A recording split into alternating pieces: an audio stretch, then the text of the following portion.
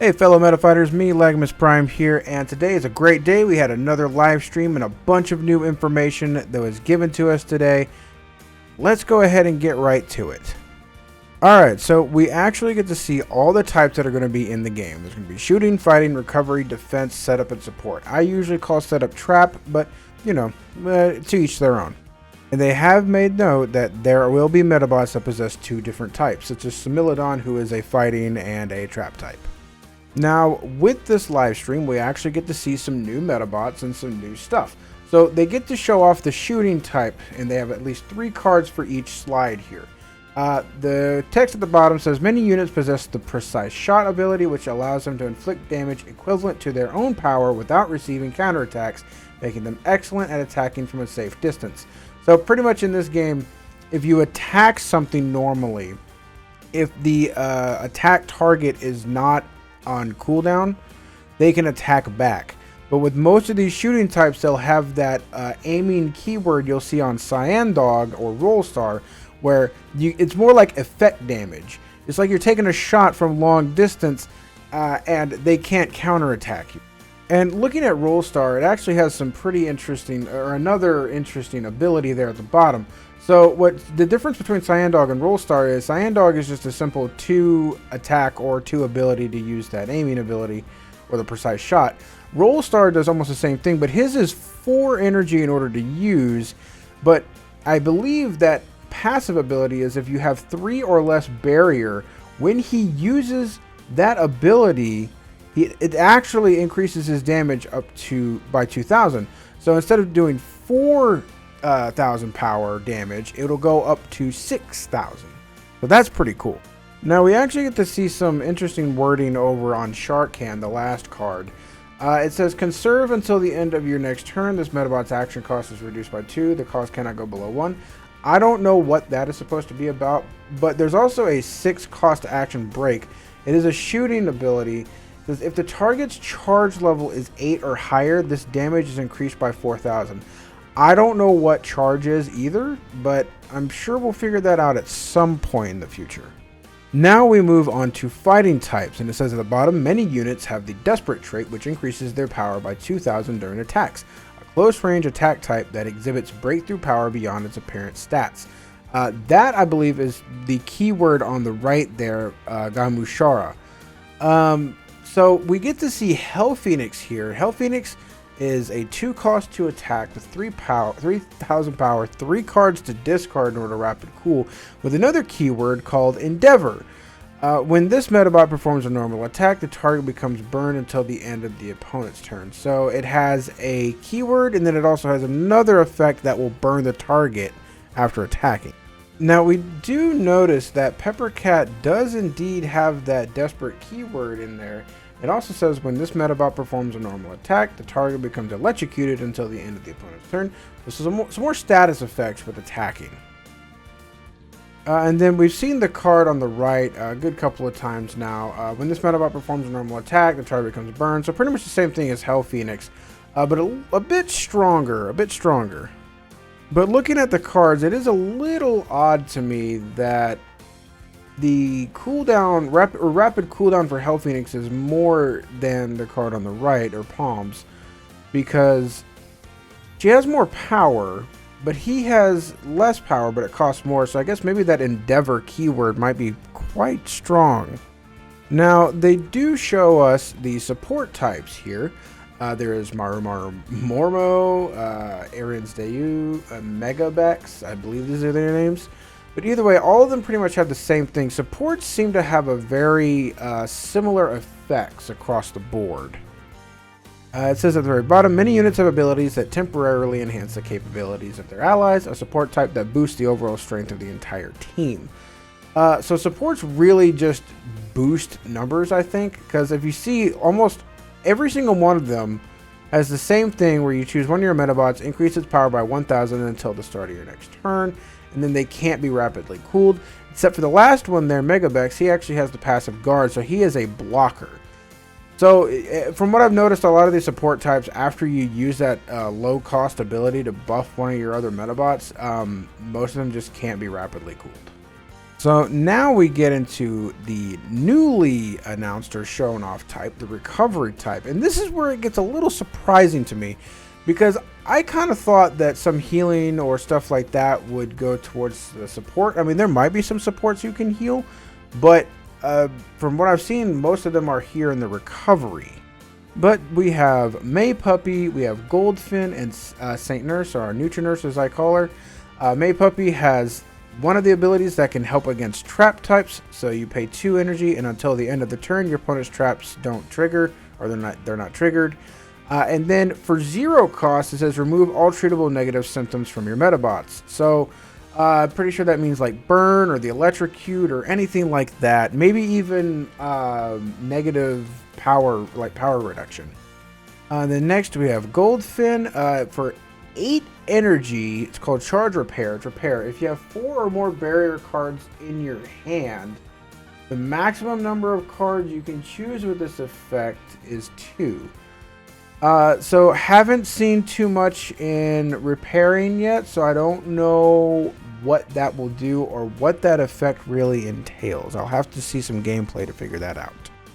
And now we look over at Nutri-Nurse.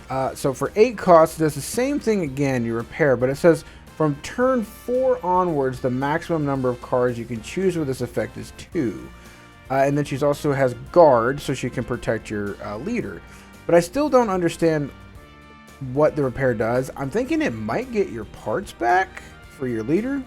I don't know, because I don't know exactly what you would choose with that effect for 2. So I would guess maybe arm parts, but I could be wrong.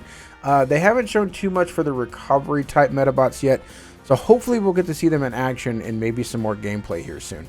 But the bottom text does say, many units can increase their leader's barrier or revive units from the trash, making them capable of recovering from difficult situations. So you can definitely get some Medabots back onto the field that you really need. You can recover your barrier so you don't lose as quickly, and you might be able to get a comeback. And now we move on to the defense type, or the tank types, and these guys will be protecting you like crazy. It says at the bottom, many units possess the guard characteristic, which limits the target of the opponent's normal attacks and cross attacks to themselves, making them a strong shield to protect allies. So if you want to defend your leader, you put some of these guys into your deck. Now as our first card is Horned Frog. For 2 energy, you get Guard 2000. Until the start of your next turn, gain Guard, and when this Medabot is attacked normally, this Medabot's power increases by 2000.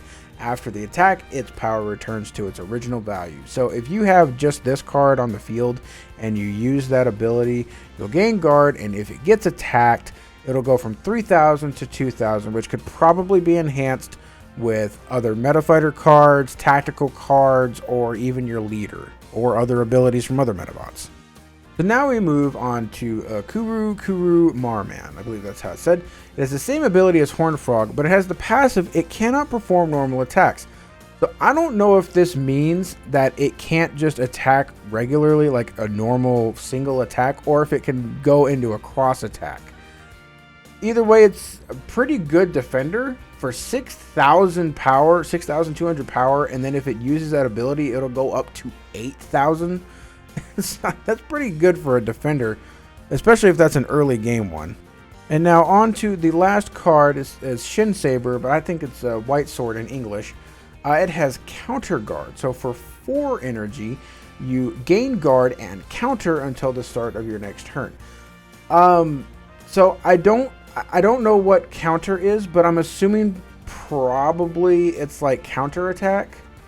So you get attacked and then you can attack back, maybe even if you're on cooldown.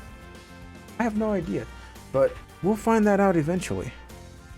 Now, this is the real bread and butter of the stream. These are the installation types, or I call them trap types. I've known them as trap types, but either way, this live stream goes over a lot of detail on how traps work. In fact, it almost seems like they have their own separate mechanic in this game. So we look at the card on the left, and that is Charged Seeds. It is 2 energy to attack. It has 0 to use Heater Plant, but there's a lot of things here in the next couple of slides that will explain what some of these cards do. So at the very bottom it says the special type increases the number of dedicated placement points, allowing you to control the course of the battle by placing traps and plants on the field. So both traps and plants are in this game. And then in the second card there, it is a Riser 2. Same kind of thing, but it says you gain placement points, then place this Medabot and all cards in your hand into the trash. And then Ancient, when this Medabot performs a normal attack, earn 2 points. I'll have to go into the next slide in order to show you what I'm talking about, because I kind of feel like the trap cards in this deck, or in this game, are just a slightly complicated. So here is a little bit more of an explanation of how setting up traps and plants work. You'll use Medabots and tactics that allow you to set traps and plants. However, installation requires a designated installation point. So in order for Charged Seeds to place a heater plant, you would need an installation of 10, which I'm assuming you need 10 points in order to actually activate that ability. And then the tactical card on the right, it says installation 4, install a charge trap. So I don't know what charge does yet, but I believe you'll only need 4 points in order to use this tactical card. And you'll see in this image, we finally see what that spot right there on the right side of the middle of the battlefield is for. That is for the traps. So the installation point, earn placement points by using Medabots and tactics that can increase in placement points. So there's a difference between installation points and placement points. It seems very confusing. I would need to actually look at gameplay to figure this out completely, because why there's 2 different points, I don't know. We also get to see Pastel Fairy here. When this Medabot performs a normal attack, it gains 2 placement points. And then the tactical card, high speed setting, you just gain 2 installation points. So there's 2 different kind of points. I believe you'll need 10 installation points, and then you'll need placement points. So you'll need a combination of both of these in order to place a trap or a plant. Like I said, gameplay would solve it a lot better than just looking at slides.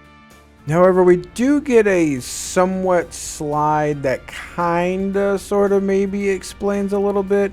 It says installation refers to the action of setting up various traps and plants in a given area. And then it shows what a trap and plant does. A trap in response to the opponent's actions, an effect that puts them at a disadvantage is activated. After the effect resolves, it disappears. So if you use a trap, it disappears after it's used. A plant, though, it remains on the field and its effect persists until it is destroyed. So I don't know where these cards go or anything, like, because even in the slide before, it doesn't even show where those cards are or where these traps and plants are even located at all. But we move on to the last slide that they have for traps and plants. They kind of show the cards, or I'm assuming this is what you'll be seeing if you place these traps. So there's a parts trap. When the opponent's leader activates an ability or an action, destroy one of their pieces, or I'm assuming parts. Traps are destroyed the moment they are activated. So if this is one way to just get rid of an arm part that's causing problems, or just making them not want to use their arm parts. And then there's tactical trap. When your opponent uses a tactical card, discard up to 3 cards from the top of their deck into the trash. So there's also so you're using that alternate win con of I'm going to make you discard and just mill your opponent out. And then there's heater plant, permanent. The action cost of your Medabots is reduced by 1. And then repair plant, permanent. At the end of your turn, if your barrier is not at its maximum value, choose 1 card from your hand and add it to your barrier. That sounds strong. Just a permanent freaking thing that can constantly give you back barrier if you lose one. Like that sounds really, really strong. I assume that's probably going to be at least a like high energy costing thing. And with these installation points and placement points, probably going to have to be really high too for that.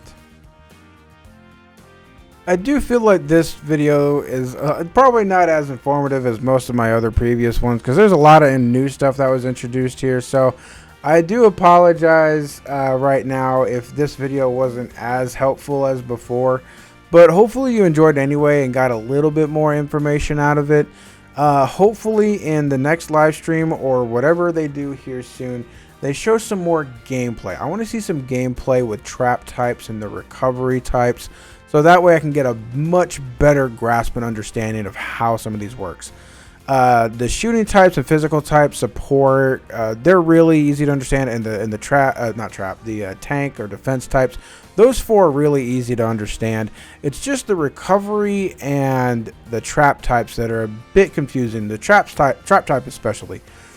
Anyway, I hope you enjoyed the video. I'll have a link to the original video in the description below. If you have any questions or would like to correct me on some of the names or abilities or anything else that you might have learned, please comment down below, and I'll catch you later.